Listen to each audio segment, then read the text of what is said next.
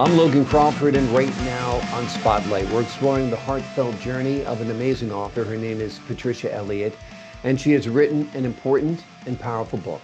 It is called The Weight of Emptiness: Comfort and Hope for the Loss of a Loved One. This powerful book is a tribute to her son and offers solace and understanding to those navigating the complexities of grief. Join us as Patricia shares her personal techniques for coping and finding hope after such a profound loss.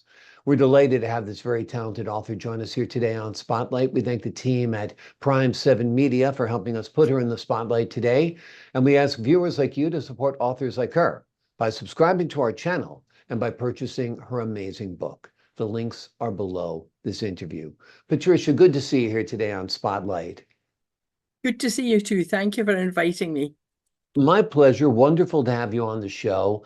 I think this is such an important work because all of us, whether you like it or not, or one time or another in our life, are going to go through a terrible loss, the loss of somebody you love. And trying to get through that period is very, very difficult. I'd imagine that's part of your motivation in writing this book and sharing your story.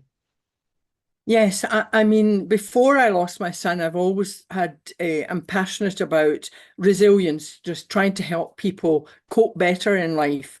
And in fact, my son, it was my eldest son, Bruce, that I lost, he helped me actually with some of my techniques. But Mm, sadly, he really never put them into practice. yeah, And when I lost him, I thought, I have to inspire others and see there is comfort and hope beyond loss. I know it's very difficult because grief, it is complex because some people can have a sudden death, like I mhm, had with my son, others maybe a long illness. So there's different, they say there's stages of grief. I know that it was Elizabeth Kubler-Ross who wrote in her book, I think it was 1969, that there was 5 stages. She right. regretted writing that book because they don't come in stages.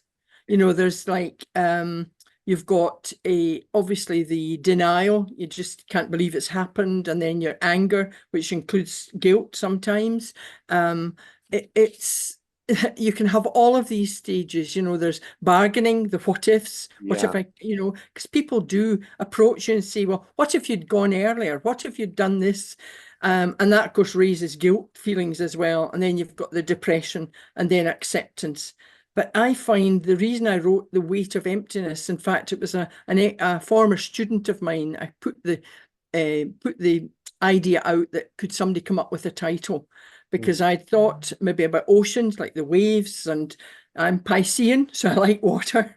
And I thought, is it like calm waters? And she came up with The Weight of Emptiness. I thought really suits, because this weight, it can be light some days and heavy other days. And you can go through it. The triggers could be just a piece of music. You can be in the supermarket and suddenly you want to fall about crying, you know, and just let the tears flow. And of course, I mean, say if I was to fall about just now, it's not appropriate. So I've got techniques that I use and I call them my ABC. So it's particularly the breathing technique. Just take a deep breath, calm down, Yeah. and you can cry later, you know, Yeah. because I think people often say to me, you're always smiling and you're always happy. No, I'm not always that, but Right. you can't always go around with sort of, we'd call it a sore face here, you know, and just your face tripping you. So, and I think it's honoring him. My book, I share my experience, but I decided to open it up to others that they could share their stories. And that was just amazing. People who'd lost, in fact, one lady, she lost, it was a stillborn. And of course, people don't talk about these things, but you're still Yeah. going to grieve over that, Yeah. you know, and some young babies. And there's phrases like, if you've lost somebody who's maybe in their late 80s or 90s, people will go, well, they did good innings, Yeah. you know, but Yeah. you use a young person and it's like, well, you didn't maybe really know them. Some quite inappropriate phrases. And what I say to people is, people don't mean to hurt you. You Yeah. know, they just don't know what to say, you Yeah. know.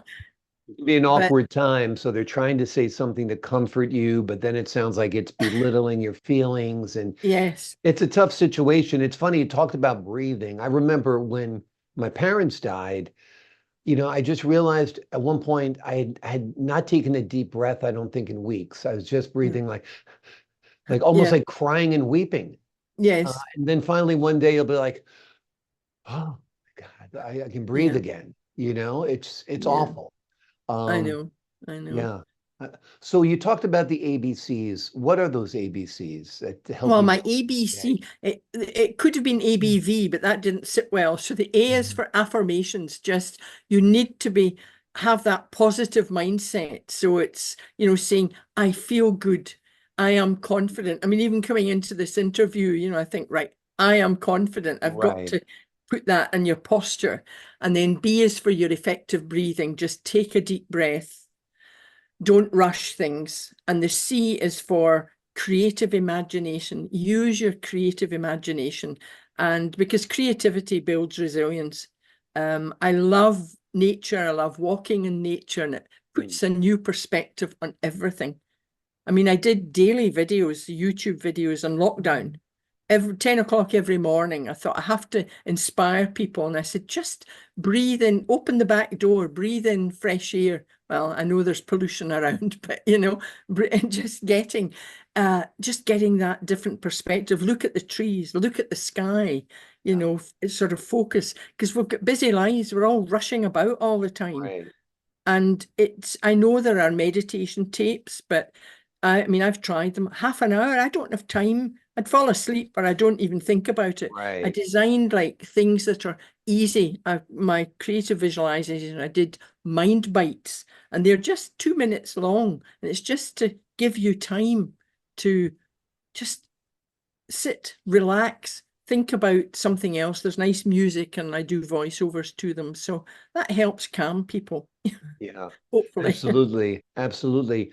They're all great techniques. The breathing, the techniques to stepping outside of yourself, basically getting out there into nature, a change of environment, Yeah. and realize you'll have good days and you'll have bad days. Like you said, Yes. suddenly grief will come over you like a rain shower, Yeah. and it might be a song you hear that your child enjoyed, or it might be something that just a memory that comes back to you that, Yes. is a wonderful memory, but bittersweet because they're no Yeah. longer there. Yeah. Yes. What was it like for you writing this book? Was it helpful? Was it cathartic at all? Yes. First, well, when he just committed suicide, I just see it. I decided to make it quite public, and I've got 4 children. So his brother and sisters, they were a bit upset. They said, "Why are you telling people?" I said, "Well, what are we going to say?" Because he was well known. I mean, he was an actor, writer, photographer, highly creative, Mm. and are we going to say, well, we just lost him? Or people want to know. And I thought, just open it up to that. And so, because I thought we need to share this story, and I thought, well, I'll just start writing about it. And I found it extremely therapeutic, and there's humor in it as well. People say, how can you find fun in I said, well, you do. Life can be humorous. Yeah. I've got stories in it about just immediately after it, before it, thinking about how funny he was, and so I found it really therapeutic. And feedback from those who shared their stories said it was extremely therapeutic for them too. Yeah. Particularly, I mean, one lady wrote to me, and she'd lost her baby 25 years ago, Mm. and nobody had talked about it, you know. And she Yeah. said, I just suddenly found that, I could release what I'd been feeling. Right. And, I gave them the option. They could give their name or anonymously, because some people maybe don't want to share. But from feedback from the book, everybody finds it wonderful that stories can be shared, because my stock phrase is sharing is caring and helps Mhm. healing. Absolutely. Absolutely. Talk to the folks at home a little bit about the structure of the book. What will they find within the covers?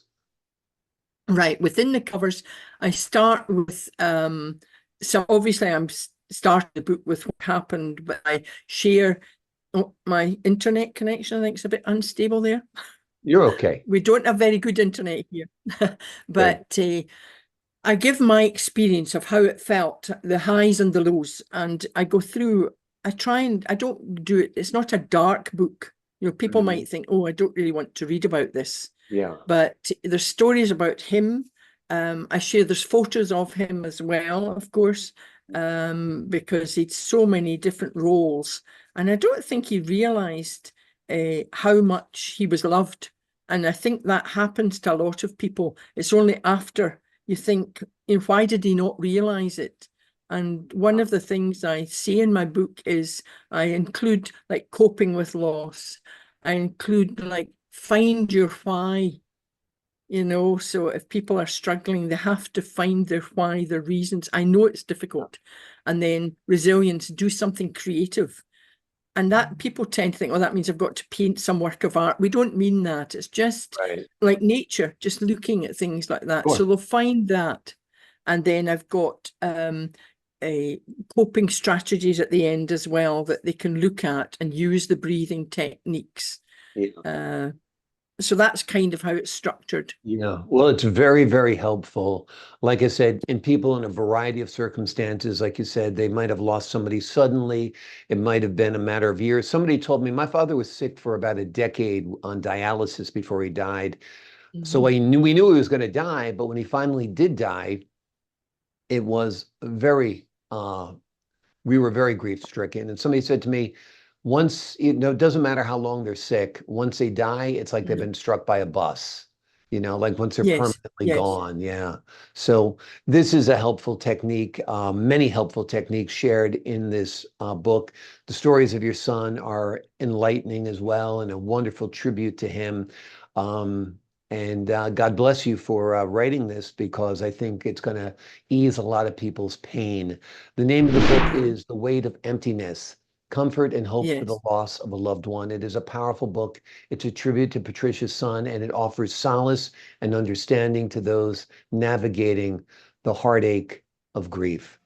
Patricia, thank you so much for joining us here today on Spotlight. Thank you very much. Thank Ple- you. Pleasure's mine. I appreciate your time. And to the folks at home, I'm Logan Crawford, thanking you for your time. This time until next time on Spotlight.